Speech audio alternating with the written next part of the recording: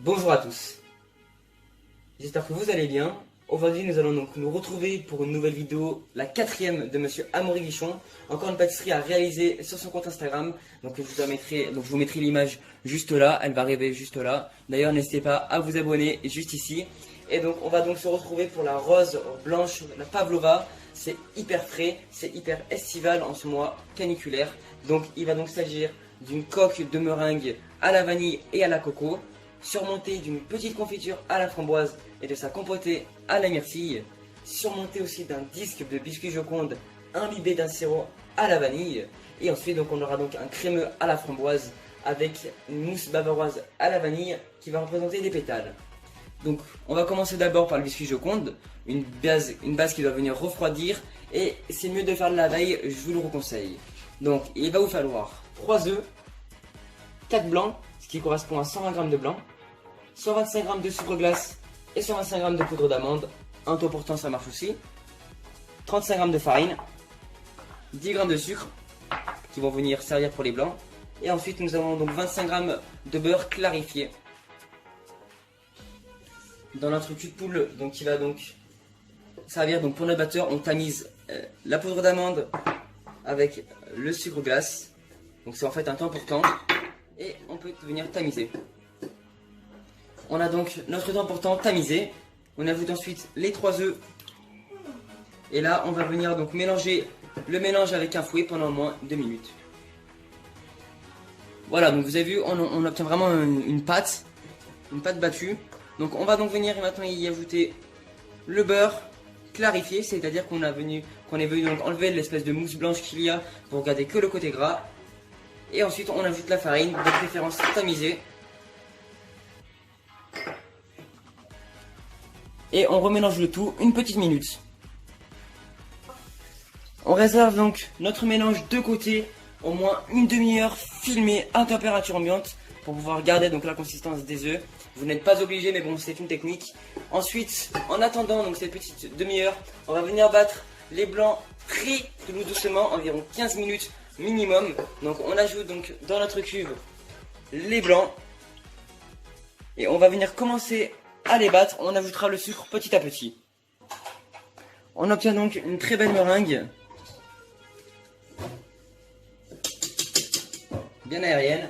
On va donc venir donc ajouter environ la moitié pour commencer le mélange de blanc. Enfin vous pouvez même tout ajouter. Et ensuite, on va donc remuer très délicatement l'appareil. On part donc du centre et on mélange de bas en haut. On fait remonter la masse tout en gardant ce côté aérien.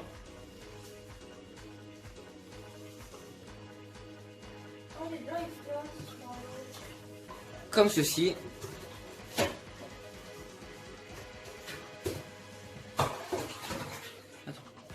Comme ceci, donc vous voyez, on a un mélange très bien aérien. Si vous avez des gros morceaux de blanc, c'est pas très grave. Il vaut mieux donc qu'on ait une préparation assez moins mélangée et des gros morceaux de blanc plutôt qu'on ait une préparation liquide, parce que c'est ce qui va faire brûler votre masse et votre biscuit quand il sera faux. Donc vaut mieux garder ce côté toujours aérien avec quelques morceaux de blanc si c'est pas très grave.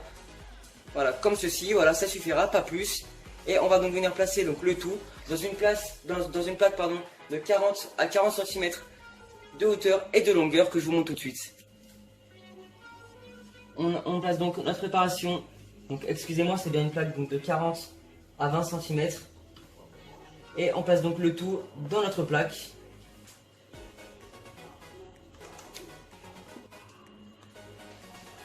On étale donc le tout.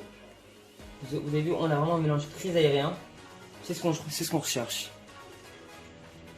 On place donc ce biscuit Joconde à four très chaud, au moins 200 degrés, pendant environ 7 à 8 minutes, tout en surveillant, c'est très important. Vous pouvez aussi claquer un petit peu le mélange pour faire retomber, mais c'est pas très grave, parce que moi vous avez vu, j'en ai mis un peu trop mis. Voilà. Et encore une fois, si on voit tous les petits grains, c'est pas très grave, ça va disparaître après cuisson. Donc à tout de suite. On obtient donc maintenant un très beau biscuit Joconde, et écoutez le bruit.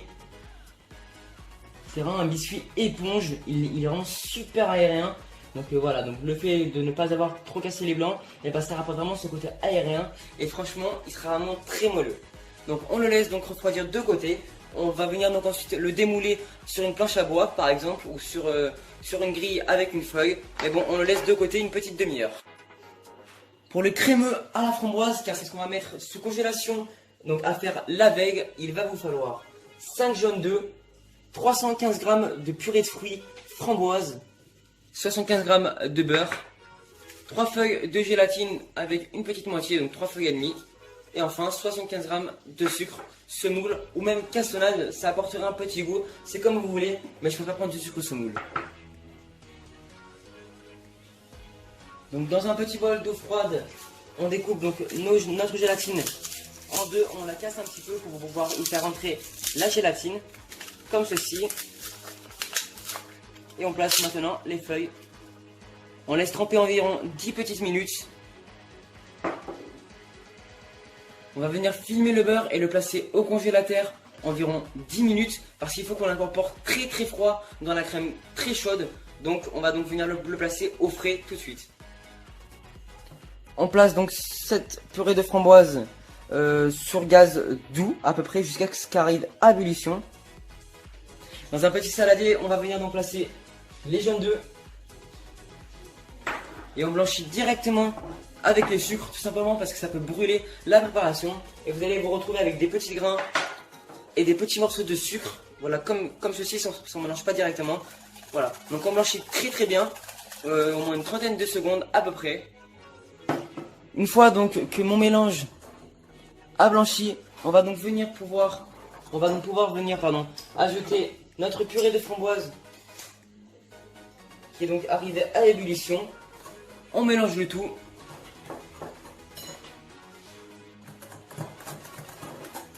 Comme ceci, vous avez vu, on a une très belle préparation assez prononcée en couleur. On vient donc venir repasser le fouet et le tout dans la casserole. On va venir donc mettre cette préparation sur feu doux comme tout à l'heure, pareil, jusqu'à ce qu'on arrive à un premier bouillon. On est donc venu mettre notre préparation au premier bouillon. On y ajoute ensuite la gélatine et on fouette bien la préparation. Et on attend donc que cette température baisse un petit peu avant d'y ajouter le beurre très très froid. Donc on va attendre aux alentours des 50 degrés à peu près. Il faut vraiment que ça soit tiède. On a donc un très beau crémeux, vous avez vu, donc assez tiède. On rajoute donc tout notre beurre assez froid aussi. Et là on va venir donc mélanger environ 2 bonnes minutes pour bien faire émulsionner le tout et que ça donne donc un très beau crémeux.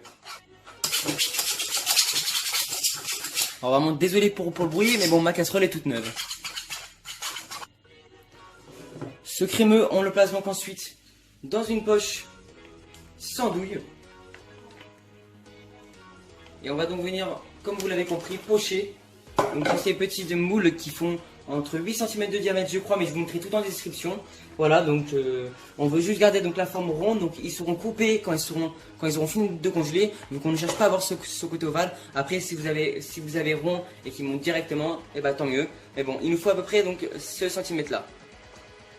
Donc environ 5-6 cm de diamètre. Alors il nous en faut 10. Donc cette recette est pour 10 pavlova. Et on commence donc à pocher avec notre très beau crémeux. Donc il nous en faut à peu près 10. Comme ceci. On en aura largement 10 normalement. Comme ceci, donc on peut en faire que 9. Mais bon, vous allez voir que quand on va venir couper donc les chutes, on va peut-être pouvoir en faire un dixième. Donc on verra bien. On le place donc ensuite au congélateur toute une nuit. Comme d'habitude, donc tout ce qui est liquide va partir au dur. C'est parti. Pour la meringue suisse croquante et craquante, il va donc vous falloir 170 g de blanc d'œuf. Donc le double de 170 g de sucre parce que c'est toujours x2. Ainsi que 150 g de noix de coco. Amaury Guichon utilise aussi donc 3 bouchons de vanille liquide, enfin il utilise de la vanille liquide. Donc vous pouvez bien sûr ajouter 3 bouchons de vanille liquide. Moi je vais les mettre directement avec les blancs. Voilà, dans les blancs on ajoute donc tout le sucre. Et on va venir faire donc mettre cette préparation à 50 degrés sur feu doux jusqu'à ce que le sucre disparaisse totalement de la meringue. Une fois donc que le sucre a complètement été dissous et quand ça arrive à 55 degrés, eh ben nous allons donc venir fouetter ce mélange de blanc et de sucre et de vanille à fond au batteur jusqu'à ce que le tout soit tiède, limite assez froid. Donc il faut que la cuve soit vraiment très tiède. Enfin, il faut que la meringue ne soit plus chaude, quoi. Allez, donc on va maintenant venir donc y mettre dans une poche avec une douille de 15 à 16 cm de diamètre. Et on vient donc garnir donc des moules à demi-sphère avec donc notre meringue. Donc on a donc notre meringue juste ici. Et à l'aide d'une poche donc d'un diamètre de 16 mm pardon, on va donc pocher dans des demi-dômes comme ceci. Et donc du coup ça va partir au four à 80 degrés pendant environ 3 heures. Et on va les faire sécher une demi-heure à four éteint bien sûr. Alors il nous en faut au moins 10 les amis. On va donc maintenant réaliser un sirop à la vanille. Donc pour venir napper et plutôt imbiber le bifigeon. Donc pour cela il va tout simplement vous falloir 200 g d'eau, 100 g de sucre semoule, ainsi que 1 à 2 bouchons de vanille liquide. Donc vous connaissez bien sûr la règle, il va simplement vous falloir mettre le sucre dans l'eau, fouetter un petit peu et venir ajouter la vanille dans ce sirop. Donc on va venir donc tout simplement le mettre à ébullition, on va venir le retirer après ébullition et venir le laisser refroidir une petite heure. Le chef Amaury Guichon ensuite donc fait donc de petits il fait donc de petits moulages avec le moulin à serre qu'on a donc utilisé pour les meringues, avec donc du chocolat blanc, 400 g de chocolat blanc, un petit peu d'œuf pour venir faire un bain-marie. Pour l'instant on va juste venir faire fondre ce chocolat blanc, je vous montrerai par la suite. C'est parti. Donc comme je l'ai dit tout à l'heure, dans nos moulins à serre, on va venir y verser donc un petit peu de notre chocolat. Et ça part donc au frigo pendant au moins 1 heure jusqu'à ce que le tout durcisse très très bien. On va donc maintenant passer à la compotée donc de myrtille comme vous le voyez dès maintenant.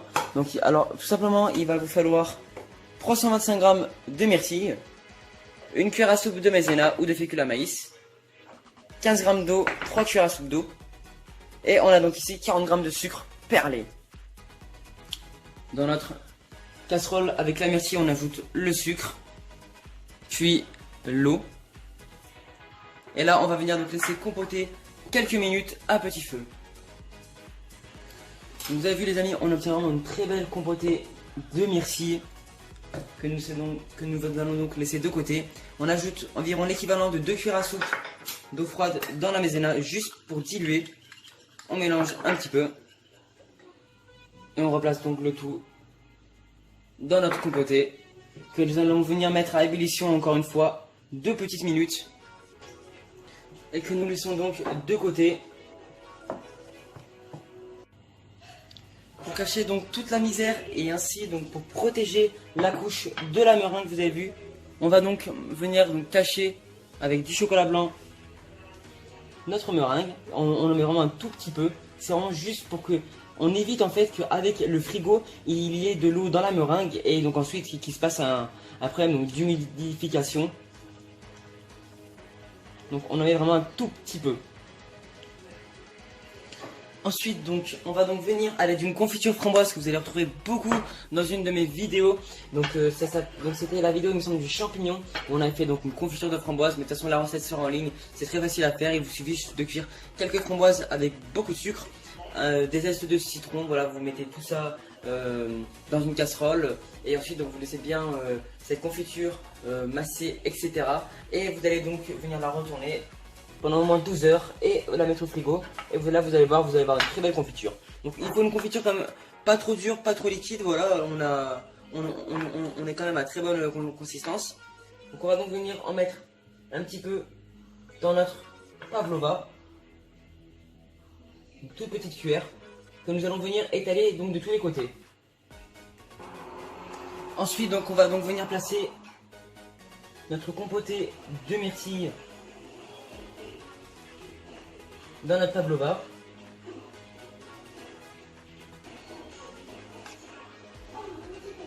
Donc il faut vraiment que ça soit très bien rempli. Voilà, comme ceci, vraiment pas plus. Voilà, comme ceci, maintenant à l'aide donc d'un emporte-pièce qui mesure 8 cm de diamètre, on va donc venir détailler 10 petits ronds, donc à l'aide donc, du biscuit Joconde qu'on aura gardé, et on va donc l'imbiber avec notre sirop de tout à l'heure. Comme ceci.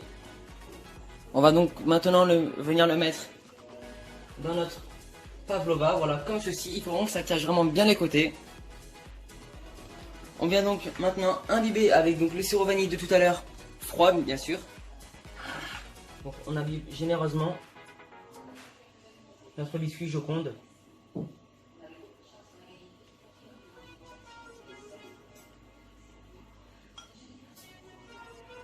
Passons donc maintenant à la chantilly mascarpone, donc crème fouettée mascarpone à la vanille. Donc la mascarpone va juste alléger et apporter peut-être plus de tenue à la chantilly. Donc il va donc vous falloir 400 g de crème liquide entière, 30% de matière grasse, 2 gousses de vanille ou alors 4 bouchons de vanille liquide, 150 g de mascarpone et 60 g de sucre glace.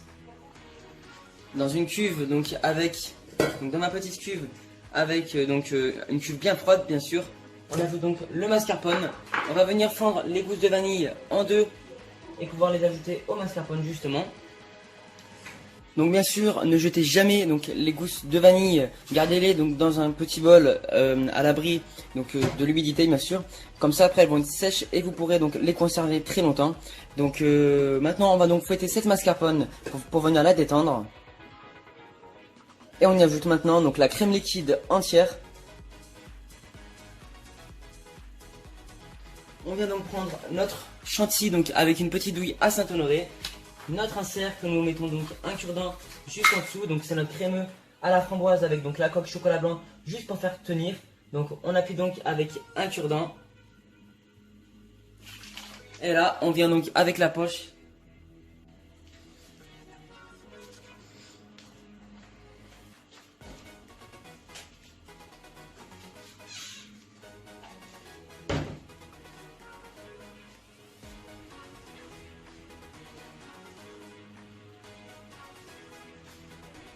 Et voilà, donc c'est ainsi donc que se termine cette petite vidéo après avoir donc ajouté la rose sur la meringue, voilà, et avoir mis un petit tour de meringue. Donc le chef met tout simplement un bout de chocolat blanc, mais bon moi j'ai trouvé qu'il y avait trop de chocolat blanc dans cette recette, donc j'ai préféré remettre de la mousse et quelques petites meringues sur le côté, voilà, pour faire les pétales. Donc c'est tout pour cette nouvelle 4e vidéo de Monsieur Amaury Guichon. Voilà, donc c'est cette 4e vidéo. Hop, je vous fais un petit flash. Donc voilà, donc 4e vidéo, je vous dis à tous à toutes et à toutes, merci pardon. Merci d'avoir donc vu la vidéo et je vous dis à tous et à toutes à bientôt, ciao.